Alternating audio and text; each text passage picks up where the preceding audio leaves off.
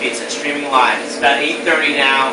Our corned beef has been a total success. This is all we have left out of 75 pounds. We got maybe enough for 3 more orders, and that's it.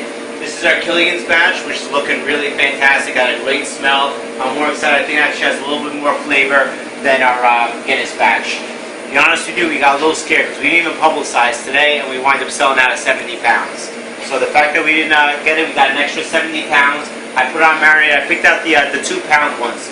This way, because we only have 12 hours to soak these bad boys up.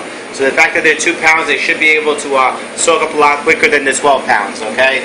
But I wanted to doubling the spices on these guys because, like I said, we got a short period of time.